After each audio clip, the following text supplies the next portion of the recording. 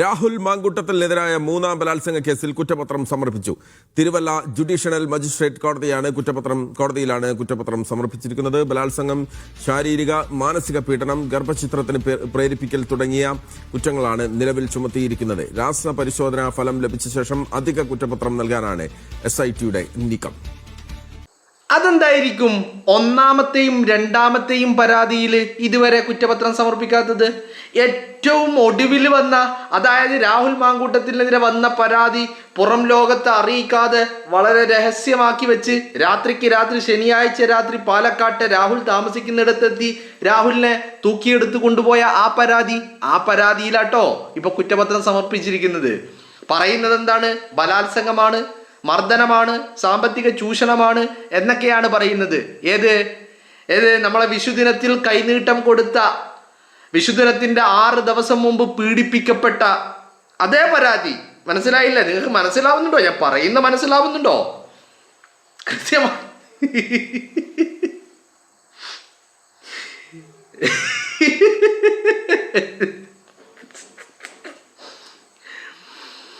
6 ദിവസം മുമ്പ് പീഡിപ്പിക്കപ്പെടുന്നു. ആ പീഡിപ്പിക്കപ്പെട്ടതിന് 6 ദിവസം കഴിയുമ്പോൾ വിഷുവാണ്. ആ വിഷുദിനത്തിൽ വിഷു കൈനീട്ടം നൽകുന്നു. എന്നിട്ട് 2 വർഷങ്ങൾക്കിപ്പുറം പരാതിയാകുന്നു, പീഡനമാകുന്നു, കൈനീട്ടം സാമ്പത്തിക ചൂഷണമായി മാറുന്നു. എന്നിട്ട് ഈ വിഷു കൈനീട്ടം നൽകിയത് അത് ജനങ്ങൾ മനസ്സിലാക്കാതിരിക്കാൻ വേണ്ടി കൈനീട്ടം നൽകിയ ഡേറ്റ് മായ്ച്ചിട്ട് മറ്റു ചിലർ അതിൻ്റെ സ്ക്രീൻഷോട്ടുകൾ പങ്കുവെക്കുന്നു. ഇപ്പൊ പോലീസ് പറയുന്നു, കുറ്റപത്രം സമർപ്പിച്ചിരിക്കുന്നു കോടതിയിൽ. പോലീസ് എന്താ പറയുന്നത്? ബലാത്സംഗമാണ്, പീഡനമാണ്, സാമ്പത്തിക ചൂഷണമാണ്. എന്തായാലും ഒരു കാര്യം ഉറപ്പാണല്ലോ, സർക്കാർ മാറി, അധികാരം മാറി, അധികാരമാറ്റമുണ്ടായി. മറ്റൊരു സർക്കാർ അധികാരത്തിൽ എത്തുന്നതിന് മുമ്പ് കുറ്റപത്രം സമർപ്പിച്ചു. അതും ഞാൻ ചോദിക്കുന്നത്, ഈ ഒന്നാമത്തെ പരാതി, രണ്ടാമത്തെ പരാതി, ഇതിലൊക്കെ രാഹുൽ മാങ്കൂട്ടം ഇരകളെ ക്രൂരമായിട്ട് കൊല്ലാൻ സാധ്യതയുണ്ട്, രാഹുലിന്റെ മുൻകൂർ ജാമ്യം അല്ലെങ്കിൽ ജാമ്യം റദ്ദ് ചെയ്യണമെന്ന് പറഞ്ഞ പോലീസുകാര് എന്തേ ആ കേസിലൊന്നും കുറ്റപത്രം സമർപ്പിക്കാത്തത്? അതെന്താ? ആ കേസിൽ ആ ഇരകളെ രാഹുൽ കൊല്ലൂലേ? അങ്ങനെയാണല്ലോ പറഞ്ഞത്. ജീവന് ഭീഷണിയാണ്, ജീവൻ ചിലപ്പോൾ നഷ്ടമാകും, രാഹുൽ അപായപ്പെടുത്തും, അപകടപ്പെടുത്തും എന്നൊക്കെയാണല്ലോ ഇതേ പോലീസ് ഉദ്യോഗസ്ഥര് കോടതിയിൽ പറഞ്ഞത് അല്ലേ? എവിടെ പറഞ്ഞു? ഹൈക്കോടതിയിൽ വരെ പറഞ്ഞില്ലേ? രാഹുലിന്റെ ജാമ്യം റദ്ദാക്കണം, മുൻകൂർ ജാമ്യം റദ്ദാക്കണം, അയാൾ ഭീഷണിയാണ്, അയാൾ കേസിനെ സ്വാധീനിക്കും, അയാൾ ഇരകളുടെ ജീവന് ഭീഷണിയാണ്, അവരുടെ ജീവൻ അപകടത്തിലാണ് എന്നൊക്കെയല്ലേ പറഞ്ഞത്. എന്തേ ആ ആദ്യം വന്ന 1-2 പരാതികൾ, ആ ആദ്യം വന്ന പരാതികളിലൊന്നും കുറ്റപത്രം കാണുന്നില്ല? എവിടെയോ ഒരു വശപ്പിശക്, എന്തോ ഒരു വശപ്പിശക് നിങ്ങൾക്ക് മനസ്സിലാകുന്നുണ്ടോ? അതല്ല, എത്രയും പെട്ടെന്ന് ഈ കേസുകളൊന്ന് തീരണം, രാഹുൽ മാങ്കൂട്ടത്തിലെ തിരിച്ചുവരവ് എത്രയും പെട്ടെന്ന് ഉണ്ടാകണമെന്ന് ഈ അന്വേഷണ ഉദ്യോഗസ്ഥർ പോലും ആഗ്രഹിക്കുന്നുണ്ടോ? അങ്ങനെയുണ്ടല്ലോ. മനസ്സിലായില്ലേ? കുറ്റപത്രം സമർപ്പിക്കുന്നത് ഇപ്പോൾ ഒരു തെളിവുകളുമില്ലാതെ എന്തെങ്കിലുമൊക്കെ എഴുതി പിടിപ്പിച്ച് കുറ്റപത്രം കോടതിയിൽ എത്തിക്കഴിഞ്ഞാൽ അതിൽ വാദങ്ങൾ നടക്കും. ഉടനടി രാഹുൽ കുറ്റക്കാരനല്ലോ, ആണയോ അല്ലോ എന്നുള്ളത് കോടതി പറയും. അങ്ങനെ ഒരു കളി ഇതിൻ്റെ ഉള്ളിൽ നടക്കുന്നുണ്ടോ? രാഹുലിൻ്റെ തിരിച്ചുവരവ്, അയാൾ പാർട്ടിയിലേക്ക് തിരിച്ചെത്താൻ, അയാൾ അധികാര കേന്ദ്രങ്ങളിലേക്ക് തിരിച്ചെത്താൻ അന്വേഷണ ഉദ്യോഗസ്ഥർ തന്നെ സഹായിക്കുകയാണോ? അങ്ങനെയുള്ളേ, അങ്ങനെ ഒരു ഇത് ഇല്ലേ? അപ്പോൾ ആര് മൂഞ്ചും? ആരാ മൂഞ്ചാൻ പോകുന്നത്? അങ്ങനെയുണ്ടല്ലോ. അങ്ങനെയൊരു വശം ഇവിടെ കാണാതിരിക്കാൻ പറ്റുമോ?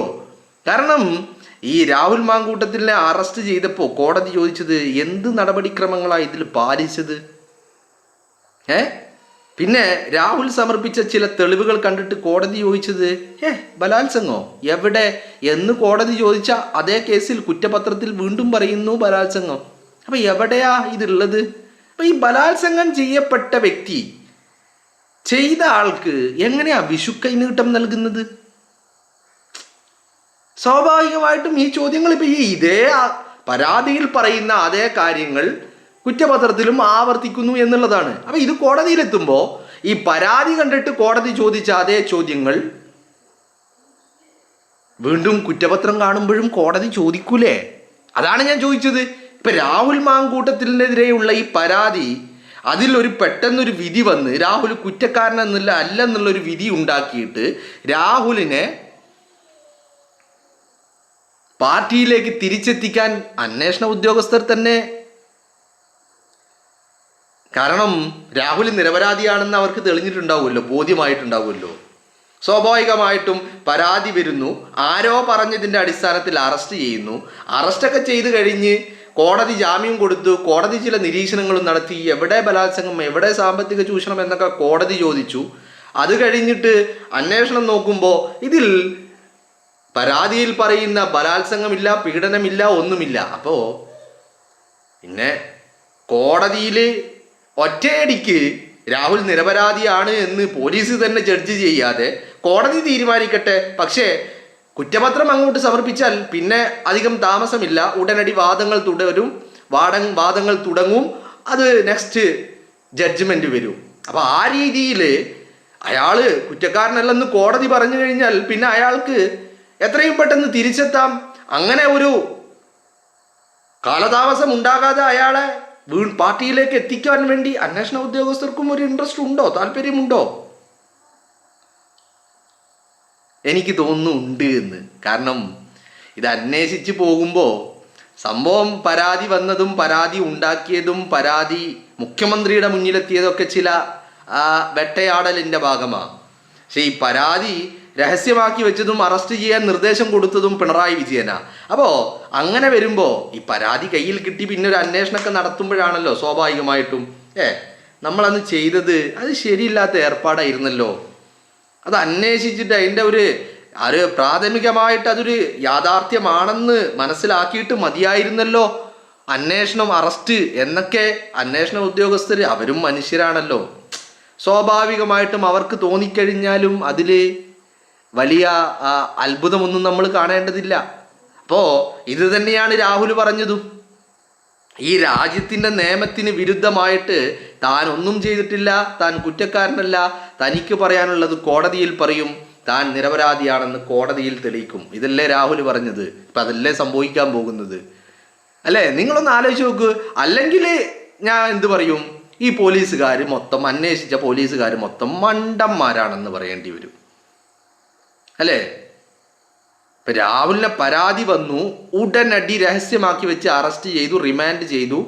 രാഹുൽ മുൻകൂർ ജാമ്യവുമായി പോയപ്പോൾ കോടതി ചോദിച്ചത് എവിടെയാണ് ബലാത്സംഗം, എവിടെയാണ് പീഡനം, എവിടെയാണ് ക്രൂരത, എവിടെയാണ് സാമ്പത്തിക ചൂഷണം എന്നൊക്കെ ചോദിച്ച ഇടങ്ങളിൽ അതേ കാര്യങ്ങൾ, പരാതിയിൽ പറയുന്ന അതേ കാര്യങ്ങൾ വീണ്ടും അത് കുറ്റപത്രം എന്ന് പറയുന്ന ആ ഒരു പേപ്പറിലേക്ക് മാറ്റി എഴുതി എന്നല്ലാതെ മറ്റെന്താണ് ഇവിടെ സംഭവിച്ചിരിക്കുന്നത്? അപ്പോൾ അങ്ങനെയാണെങ്കിൽ രണ്ട് ഇൻറ്റൻഷനുകൾ, ഒരു സാഹചര്യം അവിടെ ഉണ്ടാകാം. അതാണ് ഒന്ന് ഞാൻ പറഞ്ഞത്. ചിലപ്പോൾ അന്വേഷണ ഉദ്യോഗസ്ഥർക്ക് തന്നെ ഇത് ഈ പരാതി കഴമ്പില്ലാത്തതാണെന്ന് ബോധ്യപ്പെട്ടതിൻ്റെ അടിസ്ഥാനത്തിലായിരിക്കാം, അല്ലെങ്കിൽ അവറ്റകൾ ഭൂലോക പൊട്ടന്മാരായതുകൊണ്ടായിരിക്കാം. ഈ രണ്ടാമത്തെ സാഹചര്യം നോ ചാൻസ് എന്ന് തന്നെയാണ് ഞാൻ പറയാൻ ഉദ്ദേശിക്കുന്നത്. ആദ്യത്തെ സാഹചര്യം ആണ് അതിൻ്റെ ഏറ്റവും സാധ്യതയുള്ള ഒരു സാഹചര്യം എന്ന് പറയുന്നത് അല്ലേ? നിങ്ങളൊന്ന് ആലോചിച്ച് നോക്കൂ. പ്രഥമ ദൃഷ്ടിയ പരാതിയുടെ നിലനിൽപ്പിനെ തന്നെ കോടതി അന്ന് സംശയത്തിൻ്റെ മുന്നിൽ നിർത്തിയതാ. 18 ദിവസമാണ് അകാരണമായിട്ട് ആ മനുഷ്യൻ ജയിലിൽ കിടന്നത് അല്ലേ? അപ്പൊ ആ മനുഷ്യനെ വേട്ടയാടിയതാണ് എന്നുള്ളത് എത്രയും പെട്ടെന്ന് പ്രൂവ് ചെയ്യുക എന്നുള്ളതായിരിക്കണം ഒരു പക്ഷേ അന്വേഷണ ഉദ്യോഗസ്ഥർക്ക് സംബന്ധിച്ചിടത്തോളം. പരാതിക്കാരിയോടോ അല്ലെങ്കിൽ പരാതിക്കാരനോടോ അല്ലെങ്കിൽ കുറ്റാരോപിതനോടോ കുറ്റാരോപിതയോടോ ആരോടും ഒരു പ്രത്യേക മമതയുണ്ടാവില്ല. അവർ നിഷ്പക്ഷമായിട്ട് അന്വേഷിക്കണം അല്ലേ? അതല്ലേ സാധാരണഗതിയിൽ വേണ്ടത്. ചിലപ്പോൾ അങ്ങനെ ആയിരിക്കാം. അന്വേഷിച്ചെത്തിയപ്പോഴാണ് അന്ന് അറസ്റ്റ് ചെയ്തത് വിജയം പറഞ്ഞതിൻ്റെ അടിസ്ഥാനത്തിലാണ്. പക്ഷേ അറസ്റ്റിന് ശേഷമാണല്ലോ ഇവിടെ അന്വേഷണം നടന്നിരിക്കുന്നത്.